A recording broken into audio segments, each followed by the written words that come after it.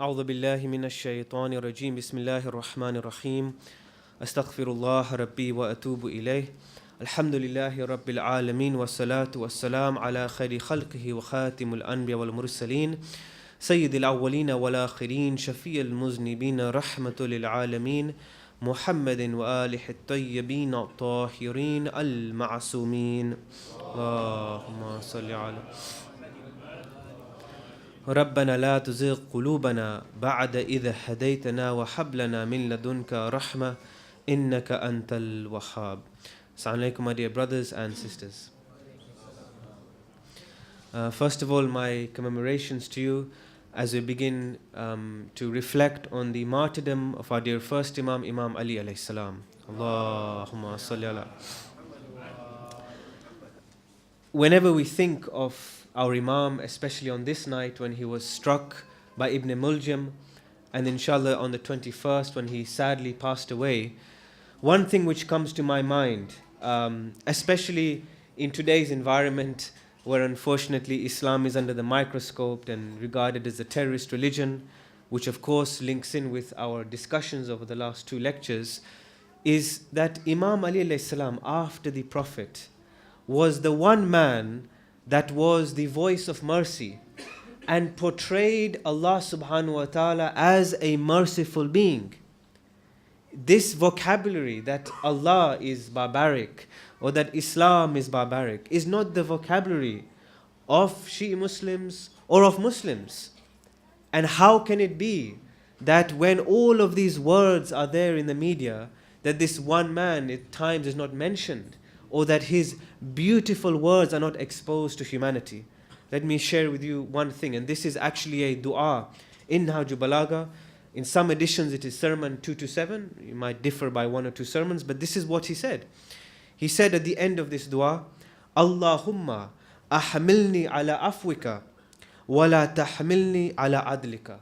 He says, Oh Allah, deal with me through your mercy or your forgiveness, and do not deal with me through your justice. These are the beautiful words of the Imam. The Imam is emphasizing that Allah is this loving and merciful being. And even though we would like to be judged by Allah because His justice is exacting, but we wouldn't be rather judged by His mercy, by His absolute love for us. Therefore, how can it be that Islam is portrayed like this when we have this beautiful voice in our religion?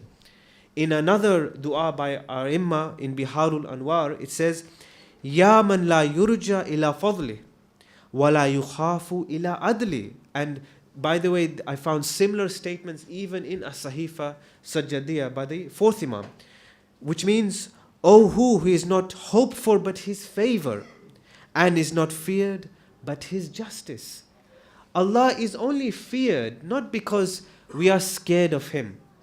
We are only scared of His justice because ultimately we know what deeds we have committed. And Allah is exacting with His justice. But ultimately, and especially in this month of Ramadan, and as the Imam says, that Allah has extended His hands to us. We are always in His hope, and we should always hope for Him. This is the type of being which Imam Ali al-Islam has portrayed. Look at this vision of Imam Ali al-Islam in showing Allah to his own society and to us today. That is why Nahjul Balagha, that is why these du'as are so meaningful. And we should expose the Imam like that. This language is not for us. We should mention it in contemporary debates. We should write about it. We should make books of poetry about it. Because you cannot get any more beautiful words than this Imam. Salawat, please. On the 21st night, I'm going to devote virtually the whole lecture to Imam Ali alayhi salam. But as I have promised that I want to continue the debate, and inshallah I will do a small maqtal towards the end.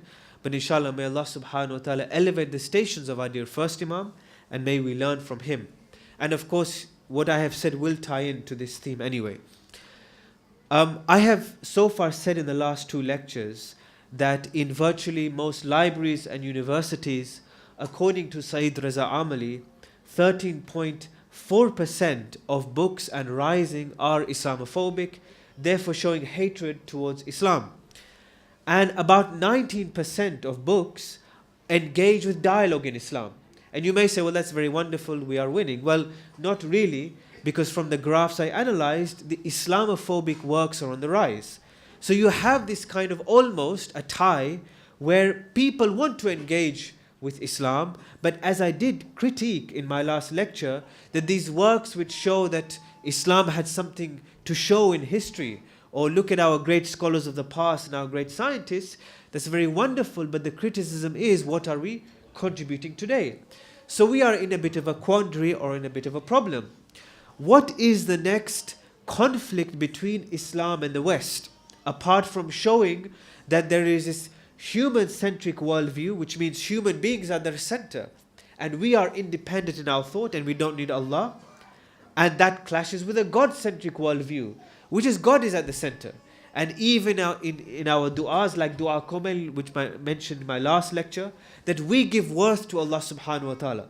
So what's the next point of conflict?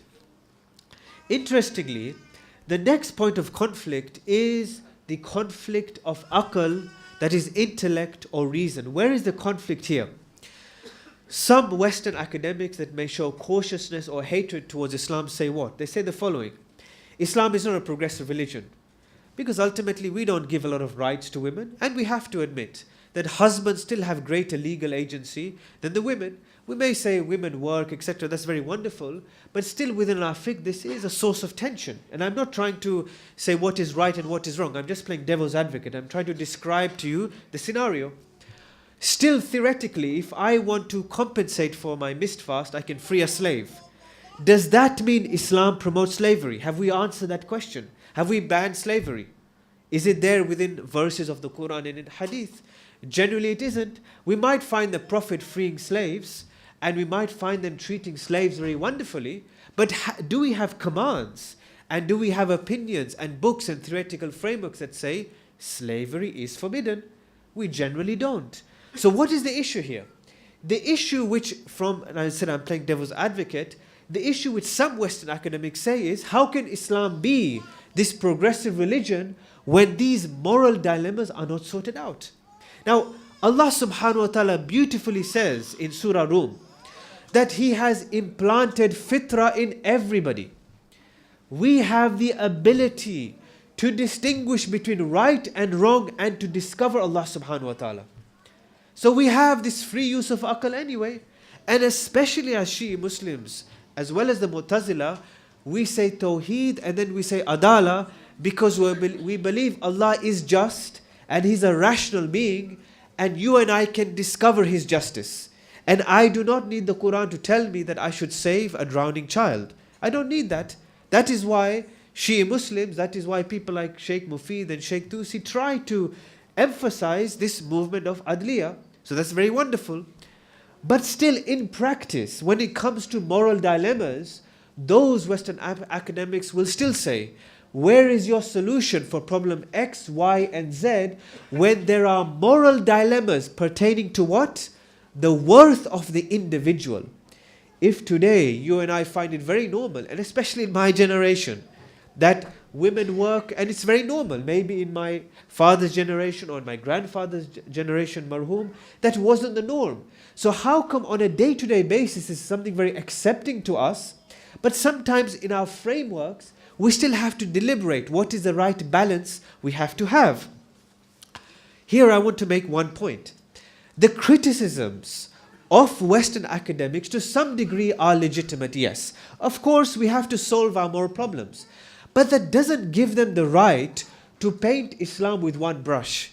As if, yes, we don't have the tools or the capacities to reform ourselves. Every society reforms themselves. Look at this society. Look at the debate about homosexuality. It's a debate which is causing huge problems because subtle legislation is brought in to subtly promote homosexual marriages. And this causes a problem for Christians. It even causes a problem for secularists. How do you resolve this? Because some say it's unnatural, some say it's natural, etc. So in every society and in every religion, you're always going to have reformists and traditionalists. This is nothing new. Where my gripe is, and I'll be very honest with you, where my gripe is, where Islam is portrayed from the start as a religion that is against reason, and that is absolutely untrue. We have so many verses in the Quran which promote thinking and reason. أَفَلَا تَعْقِلُونَ أَفَلَا تَفَكُّرُونَ. But let us be very specific here, because as I have said from debate 1 or lecture 1, that these things are cited anyway. Where should we be specific? Where are those Western academics getting their sources that Islam is against reason? Now some of you may have heard this, that Islam long ago, or some jurists long ago, closed the gates of ijtihad, and that is why we are suffering today with the debate between reformist jurists and traditional jurists. Is this really true? Did we close the gates of ijtihad? Did suddenly one day, did we say, right, we are not very progressive, or we couldn't fight the onslaught of Ashaira or Akhbari? What was the issue?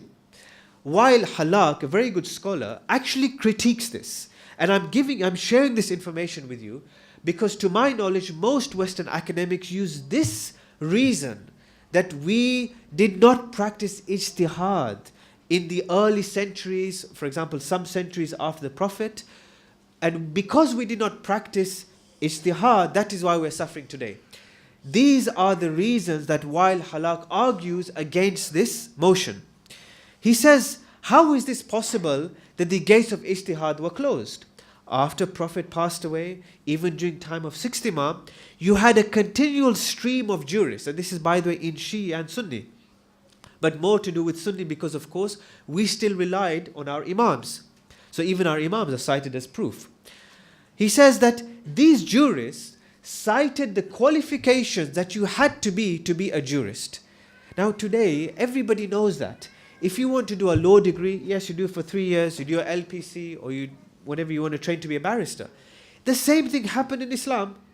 You had people like Ghazali and many other people that said you have to know this hadith, you have to know Arabic language, you have to fulfill this legal methodology in order to become a jurist.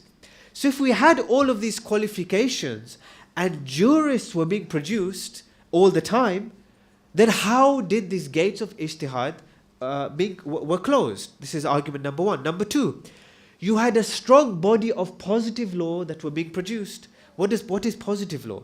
If I find myself in a situation, I would like to know what a law is, or where is a law that will tell me what to do. So for example, if I'm having an issue in my marriage or divorce, in contracts, how come in mu'amilat you had a continual stream of law being produced? Number 3, you had independent-minded jurists like Ibn Surayj, who died in 306 AH, or this is 918 AD. You had At-Tabari, Ibn Khuzaymah, and Ibn Mundhir, and these are basically 10th century jurists who basically produce a lot of notable works. And shortly after, you had works by Sheikh Mufid and Sheikh Tusi anyway. And then one of his most interesting arguments. He says, up until 5th to 6th century AH, this term, Insidad Bab al-Ijtihad, which means closing the gates of Ijtihad, was never mentioned in any works of Islamic literature. And he says, where did this term come from? Who closed these gates? And why were they closed? Now, to me, these are fairly strong arguments. And by the way, the reason this Insidad Bab al-Ijtihad is cited is because of early Orientalist scholars that wanted to show to the colonialists and to dumb the Muslim mind that we were not very progressive. And that is why today most of the debates that you'll watch, Nick Griffin, Ishad Manji, many other people, you may be aware of her works in the recent debate with Mehdi Hassan. If you listen to her arguments, it's the same thing that she says. And we are obviously suffering as a result. We are not reformist, we are not progressive. Why? Because she has cited this very argument to say, oh, in Islam, we were against reason. But we have to be rather sophisticated. We are always on the back foot. We're always saying the same arguments as I said in lecture 1. Why don't we cite these arguments? And we never ever take the debate to them that actually your argument that the gates of ijtihad were closed is actually false because you have not proved who closed it and why it was closed. Salawat, please. And please know, in honor of Imam alayhi salam, that this is a similar kind of argument that he said to the Khawarij when he held up the Quran, and you may find this in Sermon 1 to 4, Sermon 1 to 5. He held up the Quran and said, this Quran is only a book which needs to be interpreted by human beings. It cannot do without an arbiter or an interpreter. You're talking about first Imam early on. Forget all of these jurists. Let's just forget them for 1 second. Imam alayhi salam is advocating the use of aql at that earlier point. And we don't even cite him in our arguments or debates. So where was it that this debate, this ijtihad was closed? Why is it therefore that there is a gripe that Islam does not use reason? This is one argument I've cited. This is the second argument I wish to give you. Salawat, please. We also have to bear in mind that some Western academics are a product of European modernity.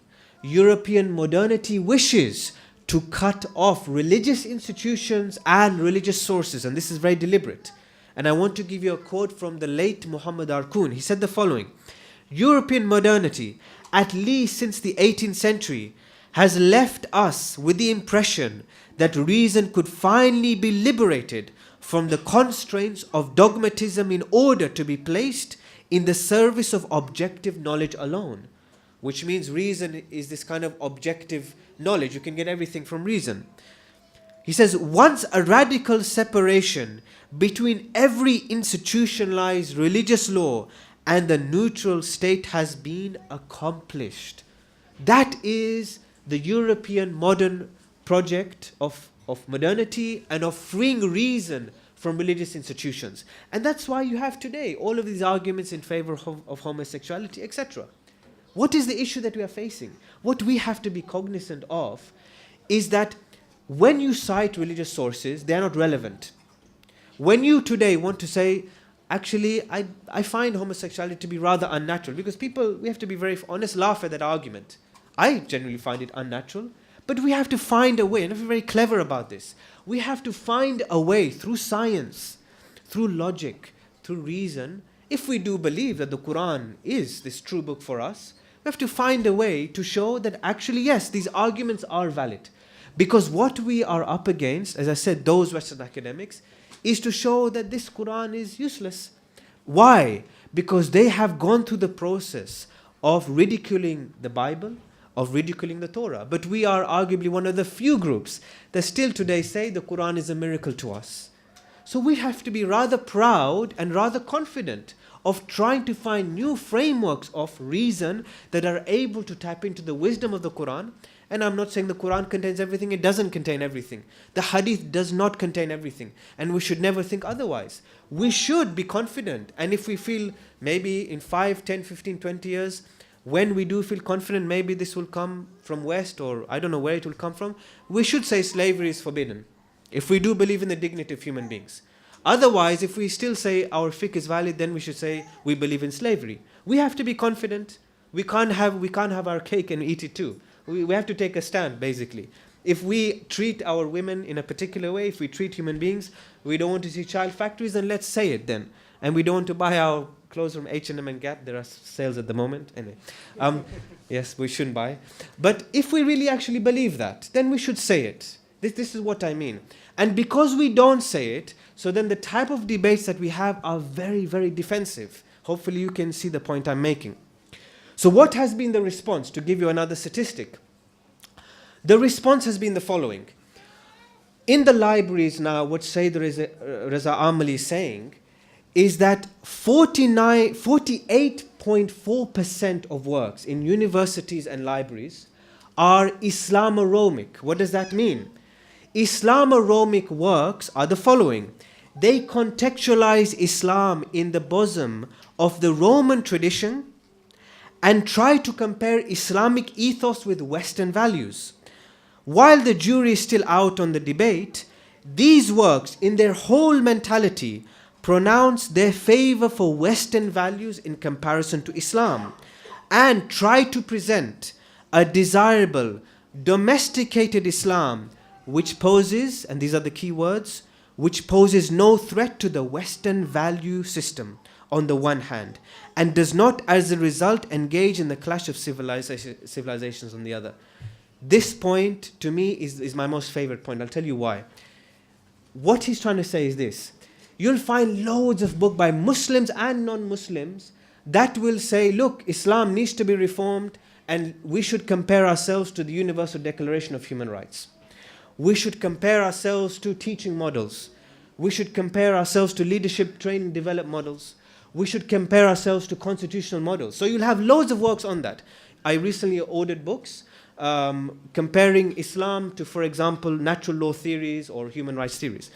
So if you pick up these books, it's a very wonderful, and what you will see is that the whole sense of logic or human logic will be from the Aristotelian framework and will be imposed on the Quran and Hadith. And I have no problem with that.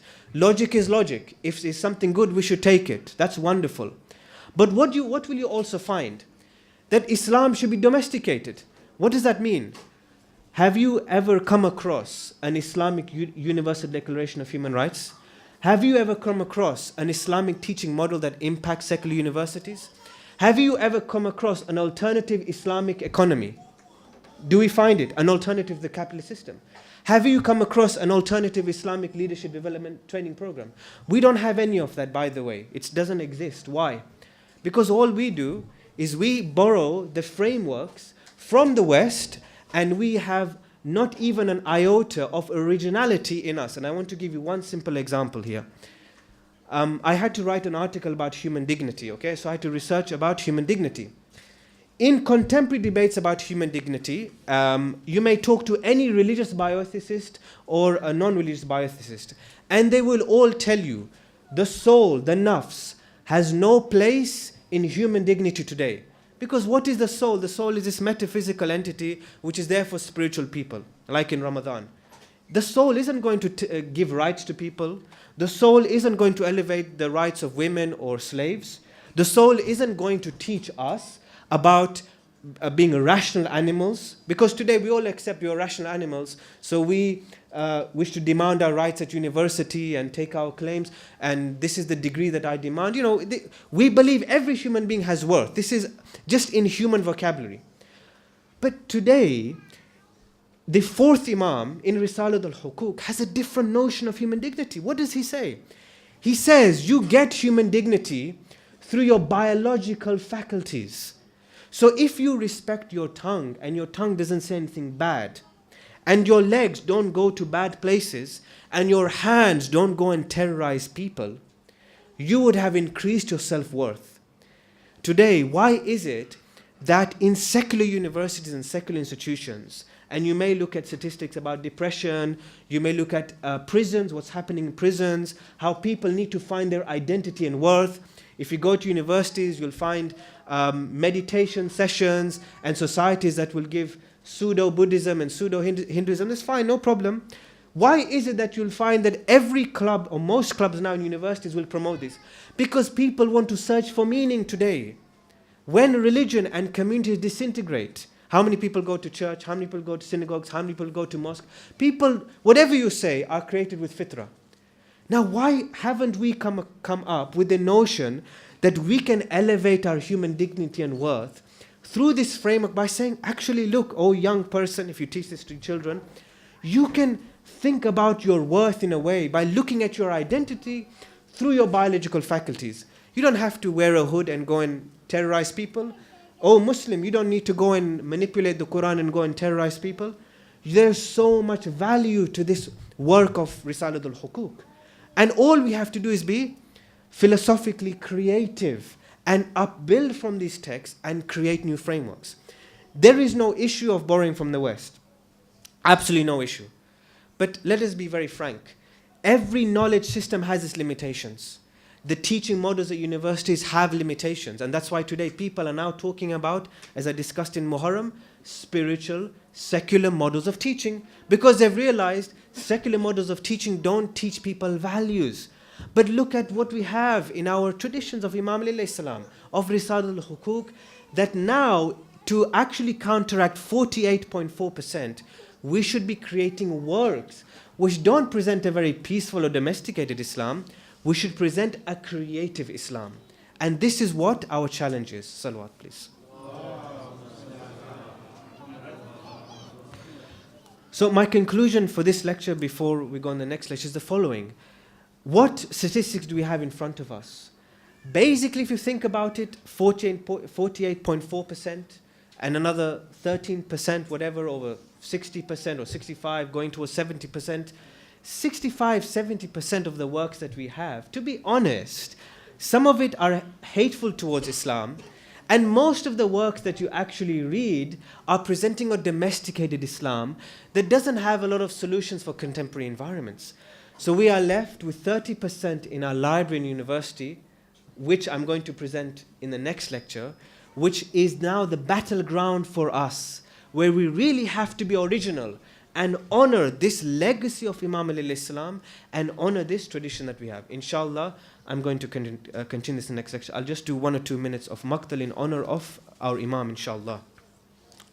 Today, it is a sad night because we begin understanding one thing, that our dear Imam, despite the plea of Kulthum, still went to Masjid al-Kufa. She said, "Oh Father, why are you so worried today?"